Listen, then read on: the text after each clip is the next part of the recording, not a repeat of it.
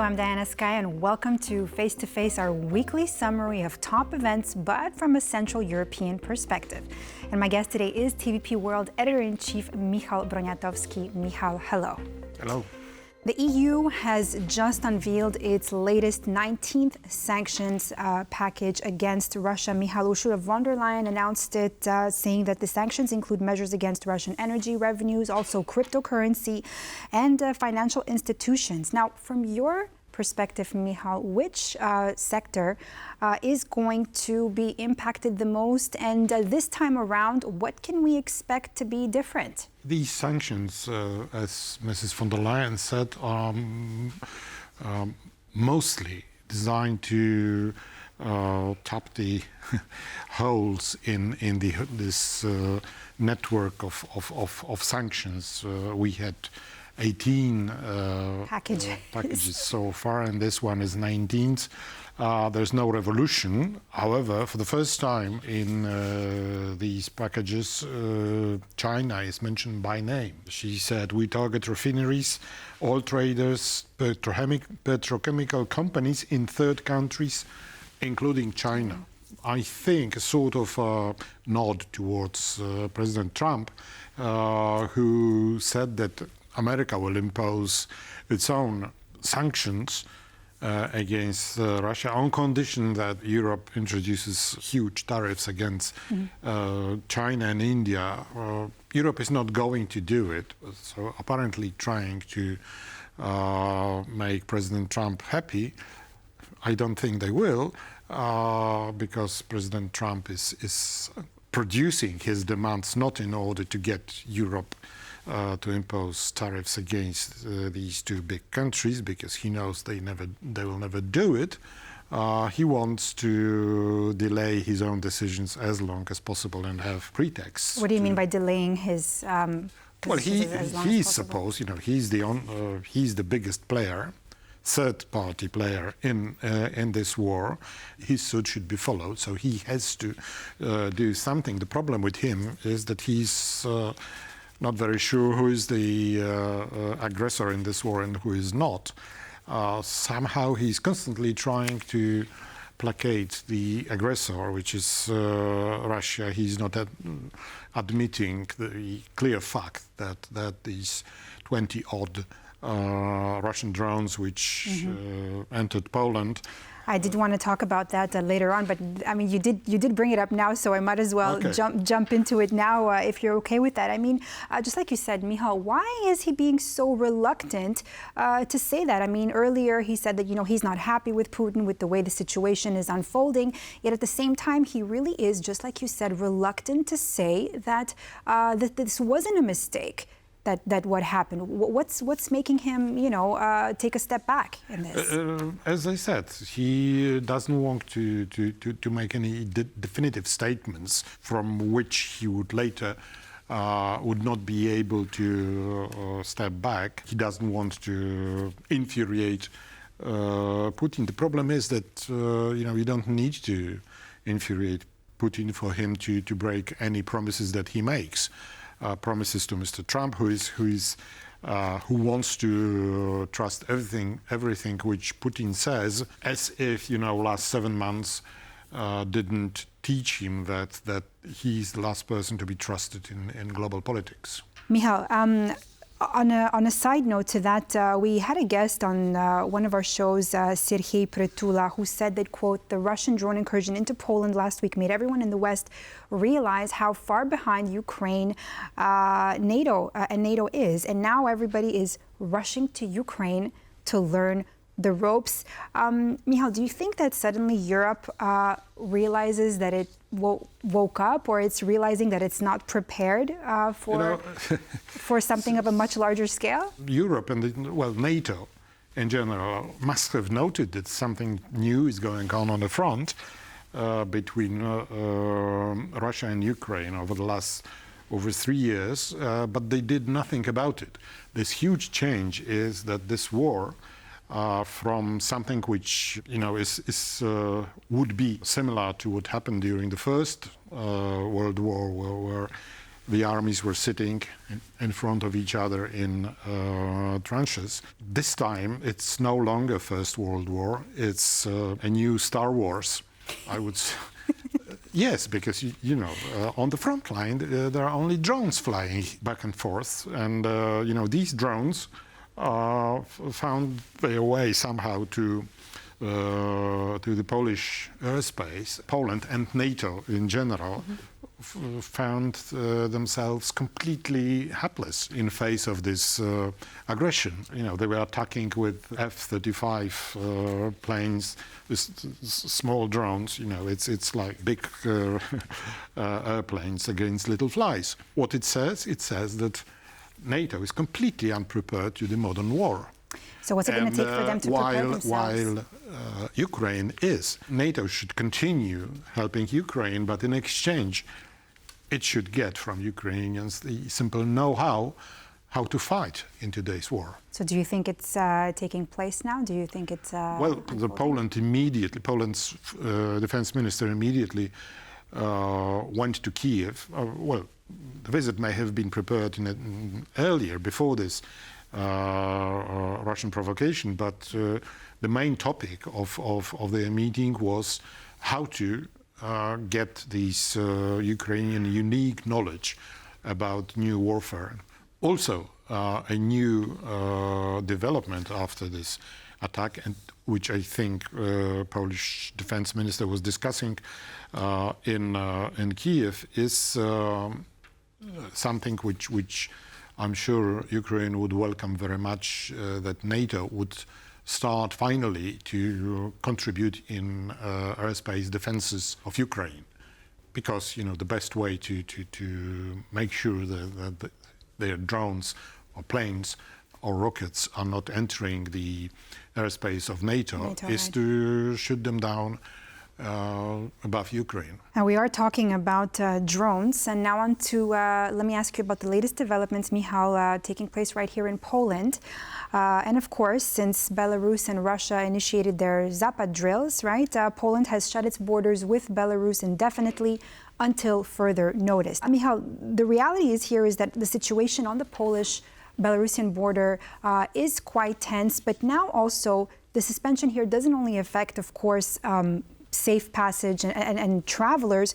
What it does affect is shipments moving from China into the EU. I think this issue is key in here. Poland blocked the border under pretext of these Russian exercises. Security, right? Yeah. Of course, Poland knew what was coming, and what came in the end was just few thousand Russian troops running here and there for 2 days, and there was no threat. So I suspect that the main reason to block the border was to block the railway border point called Małaszewicze, which is used mostly by trains coming from China. This is a crucial part of the Chinese so-called Silk Road, and closing this border is hitting mostly China. It's billions of dollars, maybe not immediately, but in over 2024, that route, what you're saying, actually carried nearly 27 billion euros worth of Chinese trade, right? Here you are. This is, if what I'm saying is true, I don't know, but it looks very much suspicious. There was no need to block, to repeat myself, apart of this obvious reason that we can use this as a pretext to harm China in order to perhaps force it to be more plausible in negotiations about their relationship with Russia. We know that the main supporter of Russia in this war, in its war effort, is in fact China. So this can be a sort of a new form of leverage over China. How would China's foreign minister, who was in Poland, be reacting to this? Well, I'm sure it was a top topic of their conversation. A good sign that nothing was agreed is that after the meeting between the two foreign ministers, there was no joint press conference. He just left. In diplomatic language, it means that... nothing was agreed upon, right? We are sorry. Yes, but of course Sikorski did make it clear that the logic of security is far more important than anything else, right? Michał, there was, I don't know if you saw it, but there was a clip actually played on one of our other shows on TVP World that apparently Belarusian President Alexander Lukashenko had absolutely no idea what was happening on the border. He was talking to his, I believe it was his chief of staff. I don't remember exactly who he was talking to, but he literally told him what is happening at the border. Are the Poles being capricious, and why are the Poles being capricious? Well, it's his language. Of course, he knew very well what was happening. You know, he was asking a rhetorical question. The Poles are not capricious. Poland is a country which was dragged into a war by Russia and also by Belarus, which allowed Russian drones to fly over its territory or even start from its territory. Well, it's good that he complains that Poland is capricious. Very good.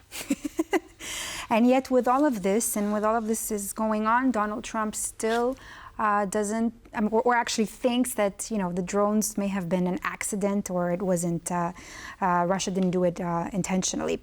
Speaking of Trump now, Michał, you know, he had quite a glamorous and royal welcome in the United Kingdom, and apparently so. I mean, the way I see it, he was quite flattered by King Charles. This whole visit, which was initiated by a letter which was invitation letter which was given by Keir Starmer to Trump during his visit in Washington. You know, this pomp and glamour was on purpose to flatter Trump. You know, it's very interesting because when Lech Wałęsa became president of Poland 30-odd years ago, he was invited by Queen Elizabeth to Windsor Palace. And he had his own moment. And you know, this glamour and pomp and all these carriages and then soldiers marching were on in full display, with one difference. There were enthusiastic people who were greeting Wałęsa on his way, and we couldn't spot any sort of enthusiasm. Yeah, we can see it right there. That's Lech Wałęsa with Queen Elizabeth. Exactly, and then, you know, he was complaining about the big fire in the palace a few years later, and he said, well, I told them, because their electric wires in the palace were in a very, very bad state. Lech Wałęsa is an electrician. But Michał, what we're seeing here, don't you agree, it's almost like a pattern? I mean, first he's being flattered here by King Charles with a royal, you know, just a royal flash. And also a month ago, we saw EU leaders rush to Washington also to sit down with him and also to, you know, give him all this frantic attention.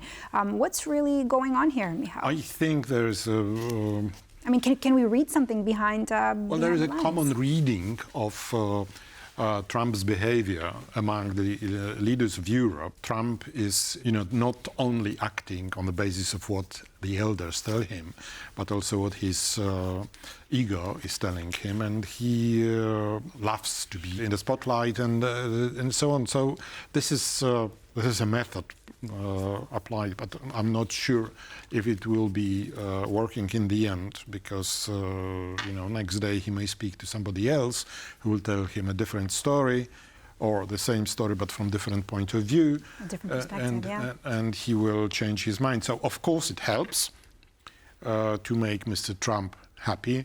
You know, it's better if we see real action.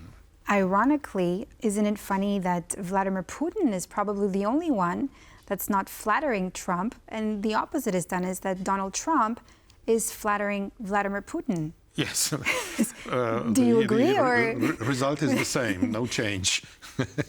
Michał, I want to move on to our final topic for this episode. We've seen a debate in the United States over labeling Antifa as a terrorist organization. And then just to tell our viewers a little bit of what that is, it's also, Viktor Orban just spoke today in an interview he gave to Euronews, right, that he wants to do the same thing. So it's activists, and they don't belong to a specific group, right? They organize protests. How do you counter-protest? How do you see this? This is part of domestic politics of Mr. Trump, who is fighting anything far left. Antifa is a very active organization which is fighting everything which they see as fascism, and this is the name, or their name, Antifa, anti-fascism. Antifa. They may be considered as extreme organization, but definitely not terrorist, because they never committed any terrorist acts. But what about the timing of it? I mean, with the latest, incident with killing of Charlie Kirk. I think this is part of that. As I said, this is part of MAGA politics in the United States, which is aimed at elimination of anything considered liberal by Americans or far left in Europe. Well, now Viktor Orban wants to do the same. Michał, who do you think is going to follow Orban's footsteps? Orban is taking every occasion, every opportunity to show that he's following step and he's supporting behavior of President Trump. But it won't change anything. It won't change the opinion of the rest of Europe about Mr. Orban. And I don't think Trump would even notice what he does. Thank you so much, Michał, for our conversation here today. Thank you very much. And thank you for watching Face to Face. We'll see you here next week, and stay on with TVP World for more news and analysis.